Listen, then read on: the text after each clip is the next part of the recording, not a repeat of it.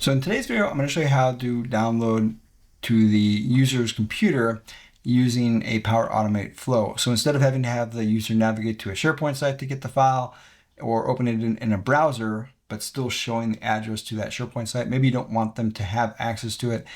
All you have to do is follow the example here. And for example, let's go ahead and test this. We'll hit the download here, and then we'll see the little download thing drop up here to download the file. And as we can see, it has been downloaded. And it's just that simple. So if we open this up, it would have the information for this. But let's go ahead and jump right into the build of this. And don't forget, if you like this kind of content, hit that like button and subscribe to the channel. It really does help the channel grow. All right, let's go ahead and jump right in.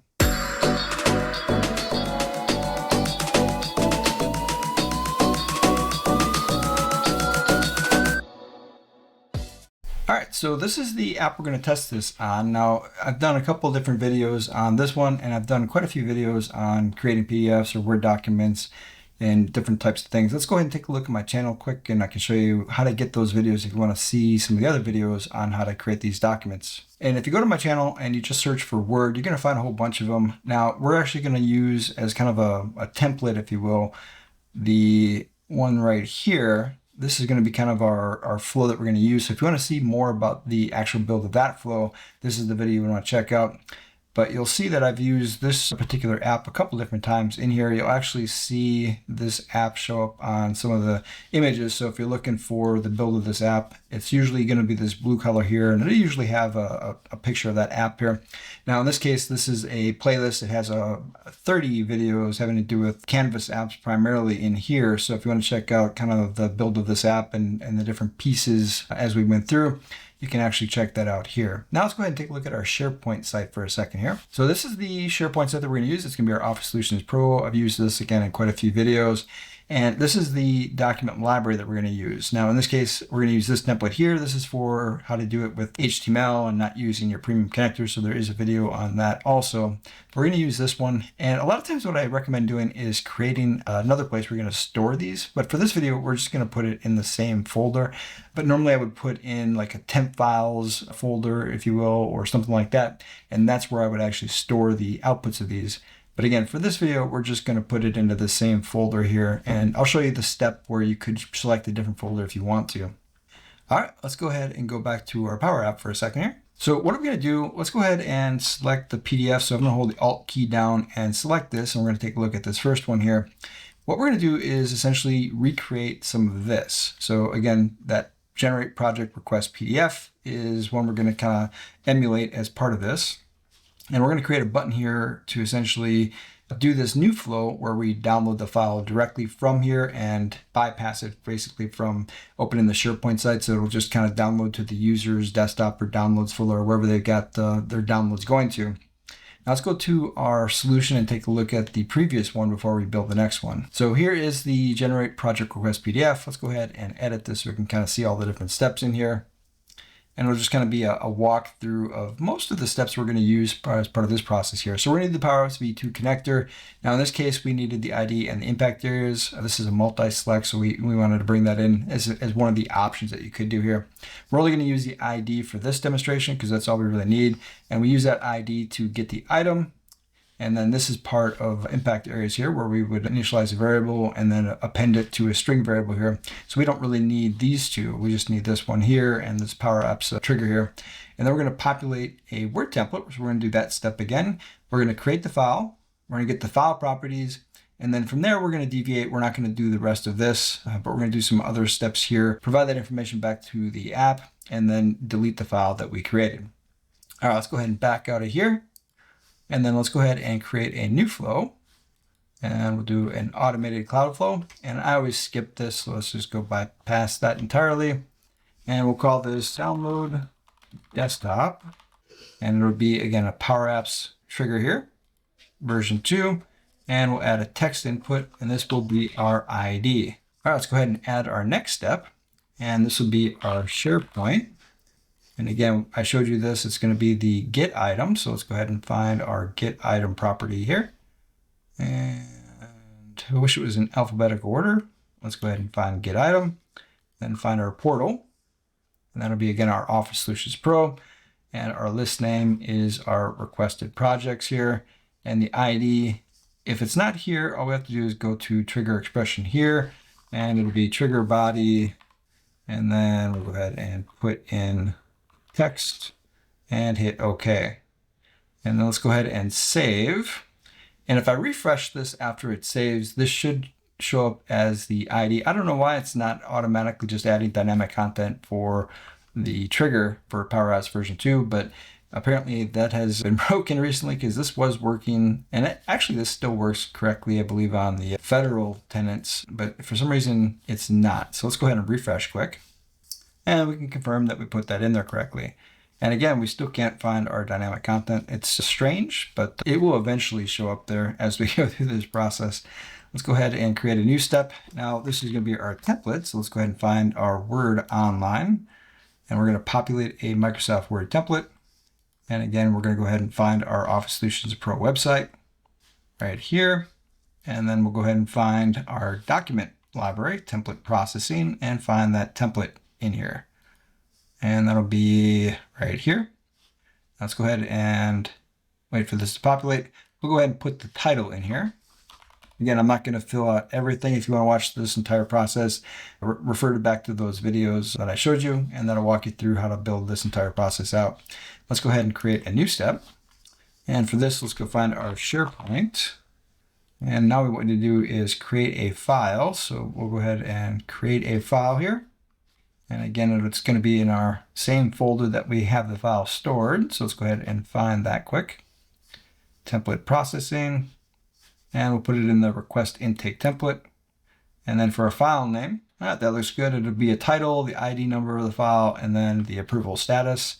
And then let's go ahead and find our dynamic content for the document. And let's go ahead and create a new step. Now what we need is, again, SharePoint.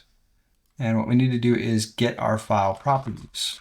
And the reason why we need to do this is that we need the link to the item. And the only way to get that is through get file properties. So that's what we're going to do this step here for, is to get that information.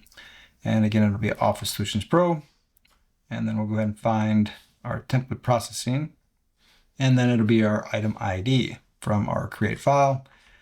All right, let's go ahead and create a new step here. And now what we need to do is provide that link back to the app. So this will be our Power App. And we need to provide that response. And we're going to go ahead and call this our URL. And it'll be the link to the item from the get file property step. And let's go ahead and create a new step. And what we need to do is delete the file, because we're storing it in the same folder and we're not doing a move action where we move the file. Move actions allow you to delete or basically overwrite the file. We're not doing that, so we need to actually delete the file. So let's go ahead and find that quick and delete file. And then we'll go ahead and find our portal again. And for this, it is the identifier from the get file property. So really two reasons why we need the get file property is for the identifier for the deletion step, and then for the link to the item. Again, let's make sure we get that from the get file property. All right, so there we've got that. Now, interestingly enough, if we do link to item, it's in the get item and the get file property. So make sure you do select the right one here. All right, let's go ahead and save. And once that's done saving, we'll go back to our Power App and add that in there. All right, let's go back to Power Apps. Now, what we need to do is bring this in. So let's go to Power Automate, and then we'll go ahead and download to desktop. And then let's copy this, and we'll just paste it in here anywhere. It doesn't really matter. And we'll just change this to make it easier on ourselves. And we'll go ahead and, I don't know, we'll do this one, I guess is fine. It doesn't really matter. Let's go make this a little bit bigger here. And let's get rid of all this extra stuff. We don't need any of that. We are going to keep this just as a reference point. We'll put that up here. And let's go find our download to desktop run. And then all we need is this. So we'll copy that. And then we kind of close this off. All right, so now let's go ahead, and now we've got the important part. We want to download this. So what we're going to do is we're going to use the download option here. Now you might be wondering, can we just use this? Well, no, we can't use that. But what we need to do is inside of here is set GBL download, and let's close this out. So now we've got a variable that has the results of this in there. So what we can do is hit download. And what we need is the URL. So if we go ahead and back this up a second here, we can see that the address is the next thing that we need. But the address from this is not perfect. It's not going to work for what we're trying to do here. So we actually need to modify it a little bit. Let me go ahead and paste that modified version in here. All right, so this is our modified URL. And really what we're doing is we're changing essentially this portion here. This right here is our website. So this is our SharePoint portal address right there. And we're just adding this on here. And then what we need to do is add the rest of it. So the actual item that we're looking for. And let's go ahead and go to the next line just so we keep things simple here. Now we're going to use, it's going to be our GBL download link dot URL. Oops, typed that wrong, GBL. There we go. And then our URL, so that's the response that we created there. Now, what is our delimiter for what we're trying to look for? And let's go over to Notepad quick, and then I'll explain some of this a little bit more in depth. Now, this is essentially what the output of the link to item is going to look like, is this right here. And this is the part that we copied in. Again, it's just your site address is the beginning portion of it. This is the thing that you need to add in there, is this portion right here. And I'll put this in the description of the video also just to make it a little bit easier for you. But this is all you're adding to your site address. Now, we need the URL. And I should have mentioned, there are probably some more elegant approaches for this. This is by far the easiest approach, but it's not necessarily the most elegant. So we don't actually need this entire information. We just need the proper formatting for this download with the actual item. And we're going to kind of just make it happen with this. This is the part of this, what we get from the link to item, that we don't need. So this is where we're going to do the split. We're basically keeping this entire address here up through docx. And that's the item that we want to download. And we're telling it to download here. So that's really all we're doing, is we're grabbing this portion here and putting it on the other end of this right here so that we download that file. So very simple, very easy to do. This should be the same across most environments, but if you're having any kind of problems, I'm going to show you how to check this here in just a few seconds after we run the flow to confirm that yours is formatted this way. If it doesn't work, it's a good chance that this is a different formatting for your environment, but I've never seen this be different. So I don't think that's going to be the case. You're probably going to have some other aspect of this, either probably like a typing issue in here, or there's going to be something in the syntax of the Power App. Let's go back to the Power App quick. Now in the Power App, again, we need to key in on that specific syntax. So our question mark, lowercase d equals, and then we're going to close that off. And let's go ahead and close this. And then let's go ahead and close this again. And it's the value. And let's go ahead and close it. And then we should be done. Perfect. No errors. We're getting the format text. Everything's looking fine. Now let's go ahead and test this. So let's go ahead and play. And it's entirely possible that I'll need to turn off my pop-up blocker. If you hit this and you don't see anything happen, definitely look at your format bar to see if you've got a pop-up blocker indication, because that is very common that you're going to have a pop-up block. Let's go ahead and click this and test it out. All right, it downloaded, no problems there. And if we open the file, we can see that the title is here. So everything is working. All right, let's go ahead and close out of this. So everything worked. It downloaded the file without any problems. Now let's go ahead and take a look at the automation quick. And let's go ahead and back out of here. And let's open this up. And we see success. Now let's look at the actual output of this. So if we look at our, what did we provide to the Power App here?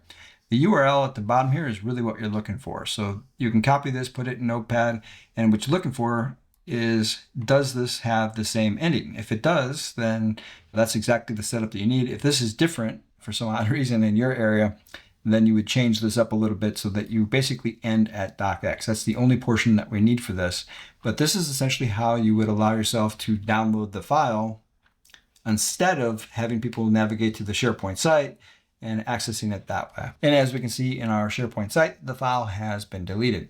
So we could do this again and again and again, and we're not gonna have a problem of the flow failing because the file is still there. Now, one thing you could add on here at the bottom is a notification via email if the flow does fail for some reason. Usually what happens is that either the delete file or one of these previous steps fails for some random issue, and then you would get notified if it does fail. So that would be a good way to kind of clean it up and make sure that you get notified if it ever does fail, and then kind of research what might have caused it to fail.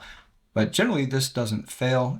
Now, one other thing you might want to take a look at is, again, take a look at the previous video about the creating it in a file location and then moving it, because again, that will create a situation where it's always being replaced.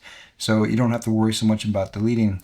But on occasion, the delete file can be faster than it takes for your browser to open up and download the file. And in that case, what you want to do is just add a delay. So we'll go ahead and demonstrate what that looks like here, is just add a 1 second delay or 2 second delay. And all we have to do is we'll type in delay here, and we'll do in seconds, and we'll just do a 1 second delay. And again, this just gives you a little bit of extra time for your browser to actually process the opening of the file. Sometimes if you're running into a problem, if you don't have a delay here and you try to download it and you're getting file not found, it's because you're deleting the file faster than your browser can actually open it up. So this does happen a lot of times on some older computers out there. So a 1 to 2 to 3 second delay can fix that particular issue. So we save this, and again, this is only if you're running into this problem where it's coming up as file not found, then you would add this delay. As a good preventive, you might want to just throw a 1 second delay in there.